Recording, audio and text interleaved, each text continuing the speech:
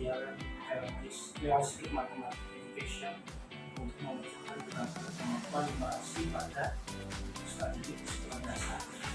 Baik, di sini ada beberapa catatan yang harusnya kan pendidikan harus direction yang di latar belakang masa itu memang harus benar-benar spesifik dan menarik. Nah, setelah saya baca dari latar belakang masalah yang dari namanya Vera ya, ini ada beberapa poin yang tentunya harus dilakukan. Ya, yang pertama itu penulisan kalimat itu belum poin ya. Poin, terus yang kedua itu masih ditemukan beberapa penulisan kata hubungan di awal kalimat atau di awal paragraf. Terus yang ketiga itu berkaitan dengan kata tulis seperti misalkan tadi, tapi masih ditulis mereka atau apa sebenarnya di dalam penulisan ini kata tulis seseorang tidak diperbolehkan. Nah, terus yang paling krusial di sini, yang paling krusial itu penulisan latar belakang masalah itu belum bisa kita dari umum khusus, Jadi di sini saya buatkan di piramida terbalik, ya. Jadi bagian puncak sendiri itu tentunya saudara harus mengkaji terkait dengan isu global yang membuat pendidikan itu berubah. Kan pendidikan selalu dinamis ya. Jadi isu globalnya apa di sini? Jadi bisa kita mengkaji terkait dengan pendidikan abad 21 yang bentuknya itu nanti efeknya apa saja. Jadi bisa di sini terjadi terkait dengan pendidikan satu, terus apa lagi ya terkait dengan era society ataupun dan sebagainya. Pokoknya isu global yang mempengaruhi terkait dengan pendidikan ataupun isu yang sangat fundamental. Apa itu? Kan ini kan terkait dengan literasi numerasi ya. Berkaitan dengan literasi numerasi ya, itu tentunya terkait dengan hasil laporan PISA. Sekali lagi, isu global ini harus disesuaikan dengan substansi penelitian yang akan dilakukan. Ini di awal disebutkan, dari isu global. Itu yang pertama. Nah, namun di sini ada tadi isunya terkait dengan PISA dan sebagainya, itu bukan diletakkan di awal, tapi di pertengahan seperti itu ya. Nah, terus dari isu global ini tentunya kita turun ke yang kedua, itu berkaitan dengan apa? Berkaitan dengan dampak langsung.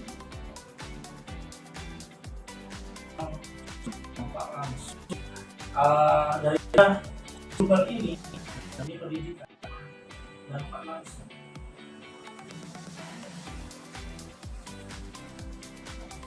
Bisa kita sebutkan ya terkait dengan yang pertama itu proses pembelajarannya, terus kompetensi atau capaian ya. Nah, itu kompetensi atau capaian pembelajaran dari isu global ini, gitu ya. Capaian pembelajarannya apa? Apakah berubah? Kan dulu kan capaian pembelajarannya itu kan ya hanya bisa memahami materi, kayak misalkan reading, writing, dan apalagi menulis, membaca, dan menghitung. itu hanya itu saja. Namun dengan isu global ini, tiga keterampilan itu tidak lagi relevan. Nah, sehingga misalkan ada terkait dengan berpikir kritis, kalkulasi numerasi lah, dan seterusnya. Sehingga ini ada dampaknya apa? Ya. Terus apalagi ya, dampak penilaian ya, teknik penilaiannya pun juga bisa ya, teknik penilaian disebutkan. Jadi setelah isu terus dampak langsungnya apa? Nah, terus yang selanjutnya itu setelah dampak ini tentunya solusi apa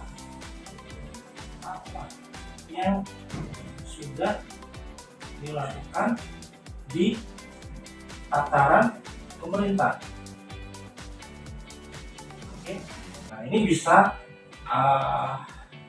kita sebutkan terkait dengan perubahan kebijakan kurikulum kayak gitu. Ya. Jadi setelah isu, dampak langsung, solusi dari pemerintah apa? Nah, implementasi kurikulum. Jadi dijelaskan dari umum sekali, turun sedikit lagi, fungsi besar sampai nanti ke bagian khusus. Jadi ini solusi dari pemerintah itu apa? Nah, solusi dari pemerintah bisa dikaji terkait dengan misalkan landasan yuridis, kalau tidak ketemu ya yang jelas-jelas saja tentang perubahan kurikulum apa? Kurikulum Merdeka. Nah, di dalam kurikulum Merdeka ini dirincikan apa saja ya terkait dengan proses pembelajarannya bagaimana, terus capaiannya bagaimana, dan seterusnya. Seperti itu. Oke, jadi itu ada sebuah solusi dari pemerintah. Terus layer selanjutnya apa?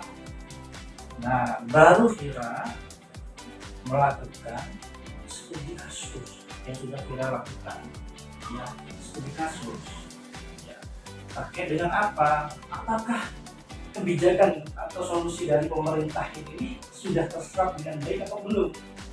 Sudah terserap atau terlaksana dengan baik atau tidak di tataran apa? Di tataran atau level sekolah yang tentunya berkaitan dengan subjek penelitian. Oke, berarti dilakukan studi literatur terkait dengan apa? Oh, terkait dengan literasi numerasinya seperti apa? Apakah pembelajarannya memang sudah sesuai dengan kurikulum Merdeka? Kan ini RMI ini kan ya excel lah dengan kurikulum Merdeka seperti itu. Jadi dilakukan studi literatur di subjek penelitian terkait dengan program kebijakan yang sudah dilakukan. Apakah sudah terlaksana dengan baik? Apakah kalau semuanya sudah terlaksana, apa yang bisa diimprovement? Sekali lagi, kalau belum terlaksana tentunya jelas memang ada sebuah permasalahan. Tapi kalau semuanya sudah terlaksana, misalkan sudah terlaksana, berarti apa improvementnya? Nah, bisa nanti kita tuangkan di dalam dan itu nanti menjadi satu urgensi daripada penelitian kita. Gitu ya. Oke. Itu. Nah, oke, ini dari substansi penelitian. Nah, tentunya setelah si Vira melakukan analisis permasalahan ataupun analisis terhadap subjek penelitian, itu nanti akan ditemukan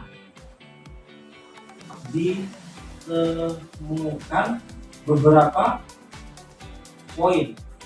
Ya. Apa yang ditemukan dari beberapa poin? Ya, terkait dengan substansi penelitian ini. Ya, terkait dengan substansi penelitian. Oh, yang pertama, misalkan nih kalau semua memang belum dilaksanakan pembelajaran RMP, jelas, jadi kamu